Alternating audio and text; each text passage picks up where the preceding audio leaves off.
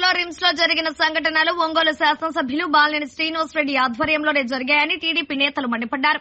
మీడియాతో మాట్లాడుతూ ఎస్పీ ఆదేశాల మేరకు రిమ్స్ కి వెళ్లడం జరిగిందని అన్నారు. అక్కడ కూడా వైసీపీ నేతలు హంగామా సృష్టించి భయాంభ్రాంతులకు గురి చేశారని ఆరోపించారు. 1వ పట్టణ పోలీస్ స్టేషన్ లో 2 గంటల పాటు వైసీపీ అభ్యర్థి ఆయన అనుచరులు హంగామా సృష్టించారని మండిపడ్డారు. ఒక దశలో సీఐపై దాడి చేశారని, బయట పుకార్లు షికార్లు చేస్తున్నాయని ఆరోపించారు. అదే జరిగితే సీఐ రూమ్ లో ఉన్న సీసీ ఫుటేజ్లను బయటకు తెప్పించి ఎన్నికల కమిషన్ నిజ నిర్ధారణ కమిటీ వేసి నిజాలను వెలికి తీయాలన్నారు. ఒకవేళ దాడి జరిగి ఉంటే బాలినేని శ్రీనివాసరెడ్డిపై అనర్హత వేటు వేసి కఠినంగా శిక్షించాలని డిమాండ్ చేశారు.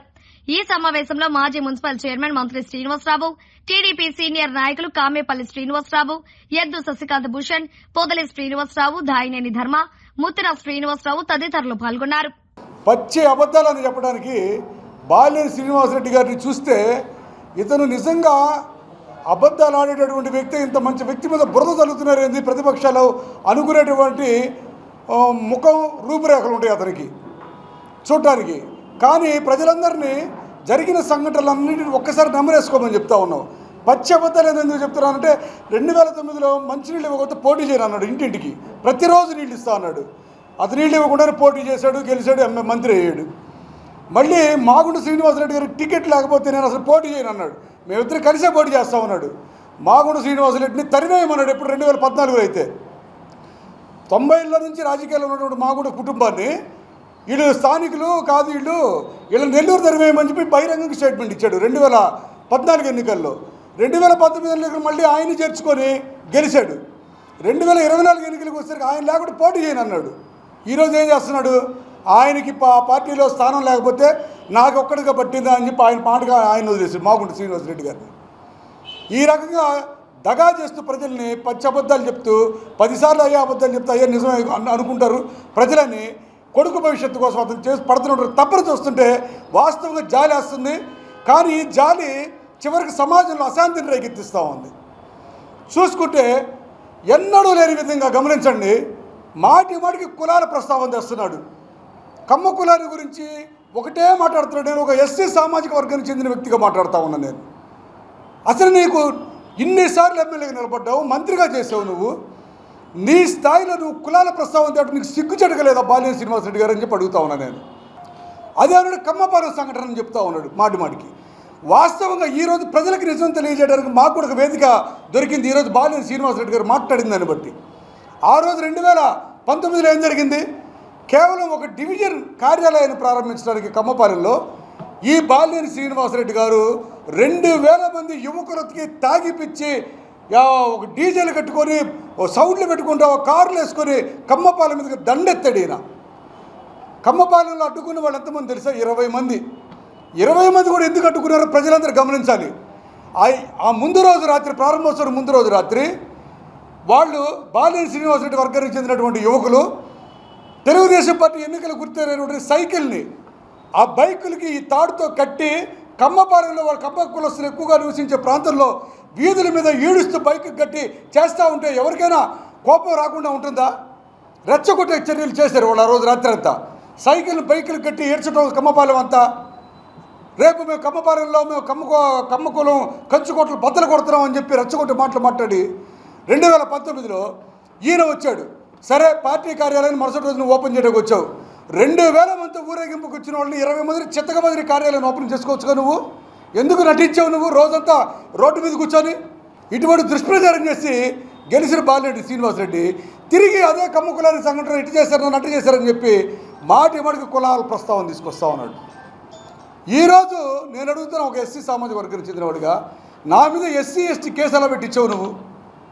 ఆ చింతగుంట్ల సువర్ణ ఏదో ఒక పేరు ఆమెతోటి పోనీ నా మీద ఎన్ని కేసులు పెట్టించావు? జనార్దన్ గారి మీద ఎన్ని కేసులు పెట్టించావు? మంత్రిశ్రీ అనంతతో నేను రాత్రి ఎస్సీ ఎస్టీ కేసు పెట్టించావు. మా మీద అన్యాయంగా ఎమ్మెల్సీ ఎన్నికల నుంచి మా జీవితంలో 50 సంవత్సరాల వయసు దాటిపోతే ఒక్క కేసు లేదు, పోలీస్ స్టేషన్ మొహం చూడలేదు. ఎవరైనా కార్యకర్తలు సహాయం చేయడానికి పోలీస్ స్టేషన్ మెట్లెక్కిన మేము నీ పరిపాలనలో ఎమ్మెల్సీ ఎన్నికల నుంచి ఈరోజు దాదాపు 10 నుంచి 15 కేసులు ఉన్నాయి నా మీద. అన్రిజిస్టర్డ్ కేసులు ఏదో తెలియదు, ఇంకా తెప్పించుకోవాలి. జాయినింగ్ అక్కడ తెలుగుదేశం పార్టీలోకి వైసీపీ నుంచి కూడా చేరుతా ఉన్నాం 21 డివిజన్లో. మేమందరం ఎన్జిఓ హోమ్ వెనకాల ఆ పార్టీ ఆఫీసు ఓపెన్ చేసే ప్రారంభ కార్యక్రమాల్లో ఉంటే మాకు ఫోన్ వచ్చింది. ఎవరు ఫోన్ వచ్చిందంటే ఇట్లా ప్రభావతి అనే మా తెలుగుదేశం పార్టీ కార్యకర్తకి అక్కడ లోకల్ ఉన్న వాళ్ళకి ఘర్షణ జరిగిందని. సరే నేను వస్తున్నానమ్మా అని చెప్పి జనార్దన్ గారు ఫోన్లో చెప్పారు. వాళ్ళు మాట్లాడిన వాళ్ళు ఎవరైతే ఉన్నారో వాళ్ళకి. మేము అప్పటికి ఇంకో 10 నిమిషాల తర్వాత కార్యక్రమాలన్నీ చేసుకున్నాము. ఈ లోపల మేడికొండ మోహన్ అని చెప్పి మా పార్టీ నాయకుడు కూడా అక్కడ డివిజన్ బాధ్యుడు కార్పొరేటర్కి పోసినటువంటి వ్యక్తి అతను వెళ్ళాడు. వెళ్ళి ప్రభావతికి కొంచెం మనోధైర్యం చెప్పడానికి ఆ కుటుంబానికి చెప్పి మేము వస్తున్నాం కదా మాకు ఫోన్లో రండి అన్న, నేను రోడ్డు మీద నిలబడి ఉంటాను, మిమ్మల్ని ఇంటికి తీసుకెళ్తానని రోడ్డు మీద నిలబడి మా ఫోన్లో చెప్పాడు. మేము ఈ కార్యక్రమాలను ముగించుకొని కారులో మేము బయలుదేరాము. వెనకాల కూర్చున్నాం ఆయన కారులోనే. మేము మధ్యలో మేము పోయే దారిలో సగం దూరం వెళ్ళామో లేదో విజువల్స్ వచ్చేసినాయి. మాకు మొహం మొత్తం పగిలిపోయి మొహమంతా రక్తం కొడతా మోహన్ చిత్తగా బాధారని చెప్పి మేము ఆడికి వెళ్ళి చూసేసరికి పాపం నిస్సహాయ స్థితిలో రక్తం ఓడిపోతా విపరీతంగా మా కోసం వెయిట్ చేస్తూ ఉంటే ఈడు కూడా ఇక్కడ ఉన్నాడు రా అని చెప్పి మరి మాట పెరిగినట్టుంది. పెరిగిన తర్వాత ఆ విజువల్స్ మీరు వినండి. మీరు తెప్పించుకొని నగర ప్రజలు ఎవరైనా ఈ పత్రికా విలేకరుల సమావేశం చూస్తూ ఉంటే పోలీస్ అధికారులు కానీ లేదా ప్రభుత్వ అధికారులు కానీ ఎన్నికల అధికారులు కానీ ఆ వీడియో విజువల్ తెప్పించుకుందండి. అరే ఒక్కటి కొట్టద్దురా, అన్యాయం రాదని చెప్పి వాళ్ళల్లో ఒకడు అరుస్తూ ఉన్నాడు. తప్పురా ఇది, అటు కొట్టద్దురా అని చెప్పి ఒకడు అరుస్తూ ఉన్నాడు వాళ్ళల్లోనే.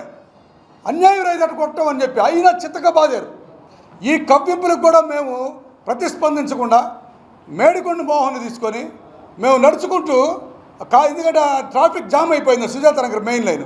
నడుచుకుంటూ ఇక్కడికి వెళ్ళాం ఎస్పీ గారి ఆఫీస్ దగ్గరికి. ఎస్పీ గారి ఆఫీస్ దగ్గరికి వెళ్ళేసరికి మా కార్యకర్తలందరూ కూడా వచ్చి అప్పటికే ఆ గేటు ముందు కూర్చొని ఉంటే జనార్దన్ గారు వెళ్ళి ఎన్నికల టైంలో మనం ధర్నాలు చేయకూడదని చెప్పి వాళ్ళు కూర్చున్న వాళ్ళందరూ కూడా తీసుకొని పక్కకు తీసుకొచ్చేసి మేము ఎక్కడైనా నేను కానీ మంత్రి శ్రీని గారు కానీ జనార్దన్ గారు కానీ వెనక వచ్చిన వాళ్ళు ఎవరైనా ఆ విజువల్స్ కూర్చుని ధర్నా చేస్తున్నట్టుగా ఎవరు చూపించవచ్చు.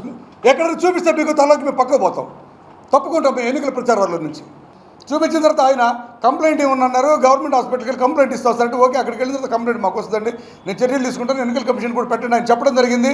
చెప్పిన తర్వాత మేము మోహన్ తీసుకొని కారులో ఎక్కించుకొని జనార్దన్ గారు ఫస్ట్ చెప్పిన మాట కార్యకర్తలందరూ ఇక్కడ నుంచి వెళ్ళిపోండి అన్నాడు. మీరు విజువల్స్లో చూడొచ్చు ఎస్పీ ఆఫీస్ మేము ఎంతమంది ఉన్నాము, మేము 500 మంది పైగా కార్యకర్తలు ఉన్నాం, మీరందరూ వెళ్ళిపోమని చెప్పాడు ఆయన. చెప్పిన తర్వాత దాదాపుగా 300-400 మంది కార్యకర్తలు అక్కడి నుంచే డిస్పర్స్ వెళ్ళిపోయారు. తెలుగుదేశం పార్టీ కార్యకర్తలందరూ ఎంతమంది ఉన్నాం, మా 3 కార్లు 4 కార్లు అప్పటికి వచ్చినటువంటి ఒక 20-30 బైకులు అప్పటికి ఇంకా వెళ్ళిపోమంటే మా ఎమ్మడి పడి వచ్చిన పాపం మోహన్ బంధువులు కానీ అతని స్నేహితులు కానీ మేము కారులో ఉన్నటువంటి నాయకులు కానీ మొత్తం మీద 20 మంది 20 నుంచి నాకు 30-40 మంది ఉంటాం అంతే.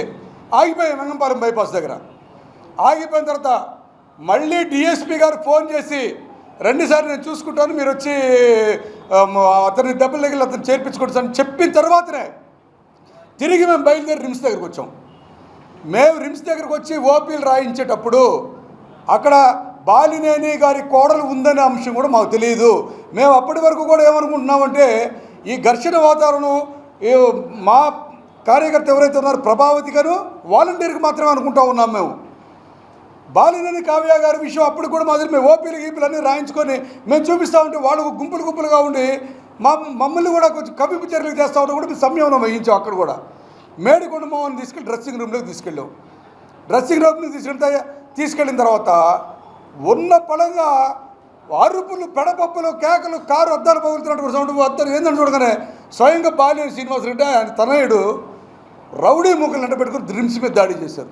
18 నుంచి 22-24 సంవత్సరాల యువకులు. తల్లిదండ్రులారా మీరు ఆలోచించండి, ఆ వీడియో చూడండి. గంజాయి మత్తులోనో మద్యం మత్తులోనో విచక్షణ మరిచి వాళ్ళు అద్దాలు పగల కొడితే వాళ్ళ చేతులు తెగినా కూడా వాళ్ళకి తెలియట్లే నొప్పి. మీ పిల్లల్ని ఏ రకంగా ఈ బాలినేని నాయకత్వం తయారు చేస్తుందో గమనించుకున్నాం. చివరికి నేను జనార్దన్ గారు ఒక 4-5 కార్యకర్తలతోటి మోహన్కి కుట్లే ఇస్తూ ఉంటే స్వయంగా బాలినేని శ్రీనివాసరెడ్డి బాలినేని ప్రణీత్ రెడ్డిలు వచ్చి తలుపులు ఎర్రకొట్టి లోపలికి రావడానికి ప్రయత్నం చేసినటువంటి వీడియోలని మీ దగ్గర ఈరోజు ప్రజలందరూ చూశారు. అంటే మమ్మల్ని చంపేయాలనా, మమ్మల్ని ఏం చేయాలని మీరు తలుపులు పగలగొట్టి లోపలికి వచ్చి డ్రెస్సింగ్ రూమ్లో అసలు ఎంతమంది పేషెంట్లు ఉన్నారు అక్కడ, అది అత్యవసరం ఎమర్జెన్సీ. తెలుగుదేశం పార్టీ తరఫున అవాస్తవాల్ని నమ్మొద్దని చెప్పి మిమ్మల్ని అందరూ కోరుకుంటున్నాము. ఈరోజు సోషల్ మీడియా మన కళ్ళ ముందు ఉంది, చూసి నిర్ణయాలు తీసుకోమని చెప్తా ఉన్నాం. కేవలం 5 సంవత్సరాల పరిపాలనలో ఉన్నటువంటి జనార్దన్ గారు ఇప్పటికీ ఎటువంటి ప్రతీకార చర్యలకు పాల్పడకుండా ఒక్కసారి ఎమ్మెల్యేగా ఉన్న ఏ రకంగా అభివృద్ధి చేశారో చూసాము. ఎన్ని ఉగ్గబట్టలేక కుమారుడి భవిష్యత్తు కోసం బాలినేని శ్రీనివాసరెడ్డి గారు చేసి డ్రామాలు నాటకాలు నమ్మద్దని చెప్పి ప్రజలందరికీ సవివరంగా నేను తెలియజేసుకుంటూ బాధితుల్లో మేము కూడా 10, 15, 20 కేసుల్లో నేను కూడా బాధితుడిని అని చెప్పి తెలియజేసుకుంటూ ఎక్కడ మేము నిజంగా గొడవల్లో కానీ ఘర్షణలో కానీ ఉంటే బాలినేని శ్రీనివాసరెడ్డి గారు చూపించమని మీ అందరి సమక్షంలో ఆయన కూడా తెలియజేస్తూ అవాస్తవాలు నమ్మకుండా బాలినేని శ్రీనివాసరెడ్డి గారు ఆరోగ్యకరమైన వాతావరణంలో మీరు రండి, ఆరోగ్యకరమైన వాతావరణంలో మేము కూడా వస్తాం. పోలీసులు ఉన్నారు, మీరు తూర్పులో ఉంటే మాకు పడపరిస్తారు, మీరు ఉత్తరంలో ఉంటే మాకు దక్షిణం మమ్మటారు. మమ్మల్ని సమన్వయంతో ప్రచారం చేసుకుందాం. అంతేగాని మీరు రెచ్చగొట్టుడు చేసి అమాయకమైనటువంటి యువకుల జీవితాలతో ఆ యువకుల తల్లిదండ్రుల కుటుంబాలతోటి వాళ్ళని గంజాయి మత్తులకు దింపడం, మద్య మత్తులకు దింపడం మానుకొని సవివరంగా వాళ్ళకి ఉద్యోగాలు లేకపోతే వాళ్ళకి ఉపాధి కల్పించి వాళ్ళని కూడా సన్మార్గంలో పెట్టండి తెలుగుదేశం తరపున తెలియజేసుకుంటాను. నేను వాలంటీర్ రిజైన్ చేసి ప్రచారంలో పాల్గొంటూ ఉంటే ఎలక్షన్ కమిషనే తెలియపరుచుద్ది. మనం కంప్లైంట్ ఇవ్వగానే ఆ వాలంటీర్ రిజైన్ చేసి ఎన్నికల ప్రచారంలో పాల్గొంటూ ఉంది కాబట్టి మీ పిటిషన్ పరిగణలోకి తీసుకోవట్లేదని చాలా స్మూత్గా జరిగిపోయేటువంటి విషయం. మాట పెరిగినప్పుడు, ఘర్షణ జరిగినప్పుడు రకరకాల పరిస్థితులు ఉత్పన్నమవుతాయి సహజంగా. ఎందుకంటే ఆవేశంలో ఎవరు కూడా ఎక్కువ మంది విచక్షణ ఖచ్చితంగా కోల్పోతారు. దాంట్లో సందేహం ఎవరు పెట్టుకోవాల్సిన అవసరం లేదు. అటువంటి సంఘటన అక్కడ జరిగింది. ఆ సంఘటనలో గాయపడింది ఎవరంటే ఎవరైతే తెలుగుదేశం పార్టీ తరఫున వాలంటీర్ని ప్రశ్నించారో వాళ్ళు గాయపడ్డారు. వైసీపీ వాళ్ళు ఏం చెప్తారు, గర్భిణీతో ఉన్నటువంటి వాలంటీర్ మీద దాడి చేసేటువంటి ప్రయత్నం చేశారంటారు. మీరు అసలు మానవత్వం కనుకుంటే మీ దగ్గర గర్భిణీతో ఉన్నటువంటి మహిళని ప్రచారానికి తీసుకొని రావచ్చా? ఆత్మపరిశీలన చేసుకోవాలా? నిన్న జనార్దన్ గారు ఏం చెప్పారు, వాసు నేను వస్తా, ఇద్దరం వెళ్దాం, అక్కడ కనుక్కున్న విచారిద్దాం పూర్తి స్థాయిలో, ఎవరిది తప్పు అయితే దానికి తగ్గట్టుగా మనం అక్కడ వ్యవహరిద్దామని చెప్పాడు. అయిపోయింది కదా సమస్య. ఇంకా ఇద్దరు కూర్చొని అక్కడ విచారించుకొని ఎవరు తప్పు అయితే వాళ్ళు సర్దుబాటు చేసుకుంటారుగా, ఈజీగా జరిపోయేదాన్ని. దీనికి కుటుంబ వ్యవస్థల్ని తీసుకొని వస్తూ ఉన్నారు. కుటుంబ వ్యవస్థల జోలికి వస్తే నీకైనా కుటుంబం ఉంది, నీదైనా గౌరవమైన కుటుంబం, సమాజంలో మిగతా వాళ్ళు ఎవరికి కుటుంబాలకి గౌరవాలు లేవా సమాజంలో? ఆలోచించుకోవాలి. బాలినేని శ్రీనివాసరెడ్డి గారు ఎవరి మీదైతే మీరు దాడి చేశారో అది కూడా కుటుంబమే, వాళ్ళది కూడా కుటుంబమే. అలాగే 37 డివిజన్ తరఫున తెలుగుదేశం పార్టీకి పోటీ చేసినటువంటి కార్పొరేటరు అక్కడికి వస్తే పరామర్శించడానికి అతని మీద దాడి చేశారు, తీవ్రంగా గాయపరిచారు, అతనికి కూడా కుటుంబం ఉంది. ఈ విషయాలన్నీ మీరు మర్చిపోవటం కరెక్ట్ కాదు. ఇక మీరు ఇంకో మాట మాట్లాడుతూ ఉన్నారు, ఎస్పీ ఆఫీస్ దగ్గర దామచల జనార్దన్ గారు ధర్నా చేశాడు అని. ధర్నా ఎక్కడ చేయలే. జరిగిన సంఘటనని ఎస్పీ గారికి నివేదించడానికి ఎస్పీ ఆఫీస్ దగ్గరికి వెళ్ళిన మాట వాస్తవం. ఎక్కడైతే సంఘటన జరిగిందో వెళ్తున్నప్పుడు నాయకుడితో పాటు అందరూ వస్తారు. అక్కడ ధర్నా జరగలేదు, రాస్తారోకో జరగలేదు, ఎటువంటి రవాణా వ్యవస్థలకు కానీ ఎవరికి కూడా ఎటువంటి ఇబ్బంది జరగలేదు, ఎక్కడా కూడా ఎన్నికల కోడ్ ఉల్లంఘన జరగలేదు. ఎప్పుడైతే అక్కడికి వెళ్ళామో అక్కడ ఉన్నటువంటి పోలీసు సిబ్బంది అంతా కూడా మీరు పక్కన ఉండండి, ఎస్పీ గారు వచ్చిన తర్వాత కొంతమంది లోపలికి అలౌ చేస్తామని చెప్పారు. అక్కడ ఆగడం జరిగింది. ఓకే, అది ఎన్నికల కోడ్ ఉల్లంఘన కిందకి ఎలా వస్తాయని ప్రశ్నిస్తూ ఉన్నా. అరెస్టులు అనేది 2 వైపులు జరుగుతూ ఉన్నాయి. ఎవరైతే కేసుల్లో ఉన్నారో వాళ్ళని తీసుకొని వెళ్ళడం పోలీస్ స్టేషన్ జరుగుతూ ఉంది. ఈ రోజున మీరు 1 టౌన్ పోలీస్ స్టేషన్కి 2 గంటలకు పైగా పోలీస్ స్టేషన్లో ఒక శాసనసభ్యుడిగా మీరు అధికారాన్ని అడ్డం పెట్టుకొని పోలీస్ స్టేషన్లో ఏ విధంగా వ్యవహరించారో బయట రకరకాలుగా పుకార్లు షికార్లు చేస్తూ ఉన్నాయి. దీని మీద ఖచ్చితంగా ఎన్నికల కమిషన్ ఇన్వాల్వ్ అవ్వాలా. లోపల సిఐ గారి రూమ్లో ఉన్నటువంటి సీసీ కెమెరా సంబంధించినటువంటి ఫుటేజ్ని ఖచ్చితంగా తీసుకోవాలా. బయట మేము వింటున్న మాటలు చెప్తున్నాం, దీంట్లో నిజాలెంత అబద్ధాలెంత మాకైతే తెలియదు. బయట వింటున్న మాటలు అధికారుల మీద విపరీతమైనటువంటి ఒత్తిడి తీసుకొచ్చే ప్రయత్నం, దాడి చేయబోయే ప్రయత్నం జరిగిందనేది మాత్రం బయట వింటా ఉన్నాం. ఇది నిజమాబద్ధమని నిర్ధారించుకోవాల్సింది ఎలక్షన్ కమిషన్. సీసీ ఫుటేజ్ తెప్పించుకొని ఖచ్చితంగా దాని మీద విచారణ జరపాలా.